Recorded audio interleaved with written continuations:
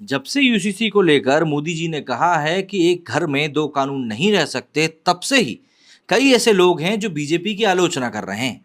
चुनाव के ऐन मौके पर नरेंद्र मोदी जी का यूसीसी को लेकर इतना बड़ा बयान देना साफ बताता है कि उनको चुनाव से इतना ज्यादा मतलब नहीं है। उनको दिख रहा है कि यूसीसी को अगर लागू किया जाना सही है तो फिर वो सही है। अब इसी के ऊपर भाई कई लोग हैं जो अभी भी इस मुगालते में बैठे हुए हैं कि नहीं, ये चुनावी जुमला है। अगर चुनावी जुमला होता तो शायद राम मंदिर का भी कुछ ना होता, धारा 370 का भी कुछ ना होता, 3 तलाक का भी कुछ ना होता। लेकिन जिस तरीके से इन सभी विषयों के ऊपर तुरंत एक्शन लिया गया है, आने वाले समय में यूसीसी को भी अगर लागू कर दिया जाए तो कोई बड़ी बात नहीं होगी। देखिए, प्रधानमंत्री नरेंद्र मोदी ने 27 जून को मध्य प्रदेश की राजधानी भोपाल में चुनाव अभियान की अघोषित शुरुआत करते हुए देश में समान नागरिक संहिता लागू करने की अपनी इच्छा को पूरी ताकत के साथ प्रकट किया है। हालांकि वे पिछले करीब 9 साल से इस पर काम कर रहे हैं। साथ ही अपनी पार्टी और उसके घोषित पितृ संगठन को भी इस काम में लगा रखा हुआ है। राष्ट्रीय विधि आयोग को भी काम सौंपा गया है। बीजेपी शासित कुछ राज्य भी इस दिशा में काम कर रहे हैं। वहीं भोपाल में मोदी ने जिस ताकत के साथ समान नागरिक संहिता की वकालत की, उसने राजनीतिक दलों के साथ साथ देश के सबसे बड़े गैर मुस्लिम समाज आदिवासियों को भी चौंका दिया है। साथ ही ये सवाल भी उठ खड़ा हुआ है कि क्या नरेंद्र मोदी दिल्ली पर काबिज बने रहने के लिए मध्य प्रदेश, छत्तीसगढ़ और राजस्थान के साथ साथ पूर्वोत्तर राज्यों की कुछ सरकारों को दांव पर लगाने के लिए तैयार है। दरअसल यूसीसी का असर सिर्फ 20 करोड़ मुसलमानों पर ही नहीं पड़ेगा, अपितु बल्कि देश के विभिन्न इलाकों में बसे करीब 11 करोड़ आदिवासियों पर भी इसका प्रभाव पड़ेगा। तो ऐसे में आखिर पीएम मोदी का इरादा क्या है? मुसलमान तो घोषित रूप से बीजेपी के साथ नहीं है, ये बात समझ में आ रही है, लेकिन जो हैं उन्हें सिर्फ शोभा की वस्तु बनाकर रखा गया है।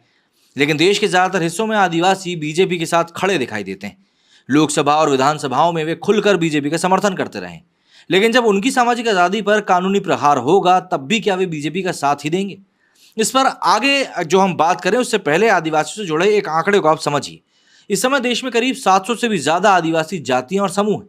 इनकी आबादी करीब 11 करोड़ है, मतलब कि कुल नागरिकों का 8% आदिवासी हैं। लोकसभा में आदिवासियों के लिए 47 सीटें आरक्षित हैं।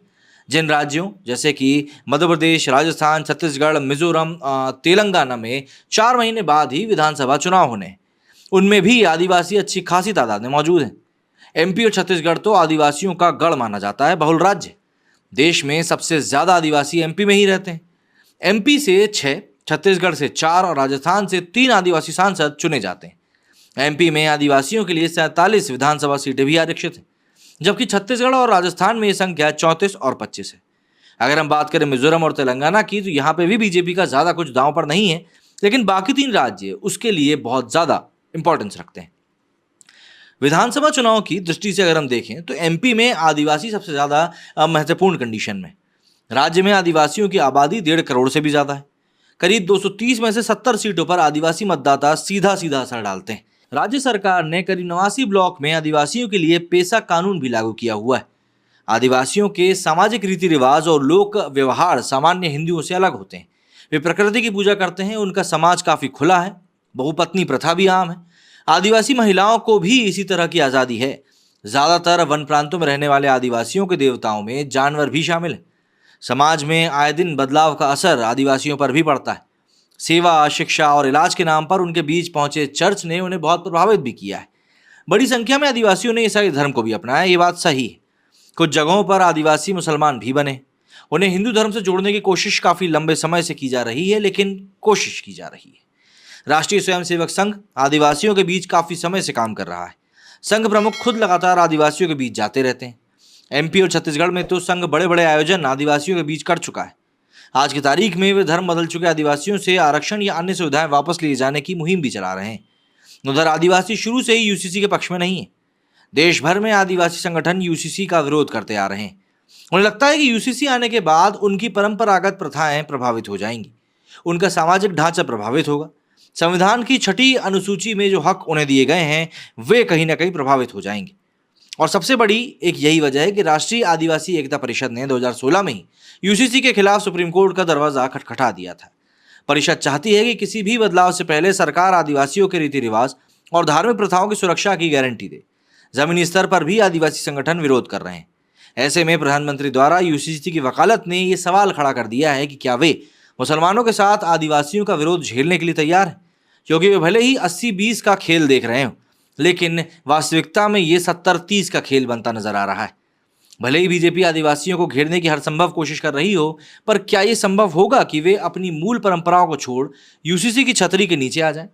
अपनी इसी कोशिश के तहत उनके एक आम आदिवासी महिला को देश का राष्ट्रपति बनाया गया है। आदिवासियों के भगवान बिरसा मुंडा के सम्मान में भी केंद्र और मध्य प्रदेश सरकार ने काफी काम किया है। आदिवासी क्रांतिकारी तांटिया भील का भव्य स्मारक भी बनाया जा रहा है। कोल आदिवासियों को बीजेपी से जोड़ने के लिए शबरी माता का जन्मदिन भी एमपी सरकार ने मनाया। कोल समाज से जुड़े स्थलों का जीर्णोद्धार भी सरकार कर रही है। उनके लिए पेसा कानून भी लागू कर दिया गया है। लेकिन इन सब के बावजूद भी क्या आदिवासी इन प्रलोभनों में आकर अपनी मूल परंपराओं से समझौता करेंगे? ये एक कड़वा सच है कि देश में स्वतंत्र आदिवासी नेतृत्व आज तक पनप नहीं पाया। इसके अनेक कारण रहे और आज भी एक यही कंडीशन बनी हुई है। सवाल यहाँ पर यह है कि क्या मोदी ने यह मुहिम 2024 का लक्ष्य करके शुरू करी? क्या उन्हें 2023 के अंत में 5 राज्यों में होने वाले विधानसभा चुनाव की परवाह नहीं? यह सच है कि 2018 में इन सभी राज्यों में बीजेपी की करारी हार के बाद भी मोदी लोकसभा चुनाव में और ज्यादा बहुमत से जीते थे। यह अलग बात है कि कांग्रेस में सिंधिया के विद्रोह के बाद एमपी में बीजेपी की सरकार फिर बन गई, लेकिन वे क्या अब भी सिर्फ अपने बारे में ही सोच रहे हैं? मध्य प्रदेश, छत्तीसगढ़ और राजस्थान में आदिवासी मतदाता बड़ी भूमिका में है। इन तीनों ही राज्यों में 2018 के चुनाव में उन्होंने बीजेपी के साथ नहीं दिया था, लेकिन लोकसभा में वे बीजेपी के साथ खड़े दिखाई दिए। तो क्या अब भी मोदी इसी तरह की योजना पर काम कर रहे हैं? क्या अब भी वे कट्टर हिंदू और ओबीसी वोटरों के सहारे ही दिल्ली पर काबिज बने रहना चाहते हैं? हिंदूवादी विचारक और लंबे समय तक बीजेपी से जुड़े रहे अनिल चावला मानते हैं कि सिर्फ मुसलमानों को लक्ष्य करके कोई कदम उठाना व्यवहारिक नहीं। हमारा देश विविधता से भरा है, आदिवासी इसका अहम हिस्सा है। कुछ छोटे राज्यों को छोड़ सभी में आदिवासी संख्या अच्छी खासी है। तो ऐसे में सब्जेक्ट ये आता है कि क्या हिंदू मुस्लिम का सिर्फ सब्जेक्ट यूसीसी से संबंधित है या और भी कुछ है? दरअसल ये माना जाता है कि समान नागरिक संहिता जो है वो सिर्फ हिंदू और मुस्लिम का सब्जेक्ट है। अधिकतर लोग नहीं जानते कि हिंदुओं में अनुसूचित जनजातियों के अपने अलग अलग पारंपरिक व्यक्तिगत कानून हैं। बिना सोचे समझे जल्दबाजी में लाई गई समान नागरिक संहिता से अनुसूचित जनजातियों में एक असंतोष पनपेगा, जिसकी दूरगामी घातक परिणाम हो सकते हैं। वैसे ये भी ध्यान देने वाली योग्य बात है कि हिंदुओं के वर्तमान व्यक्तिगत कानून पश्चिमी या ईसाई मानसिकता पर आधारित हैं और हिंदू धर्म के विरुद्ध हैं।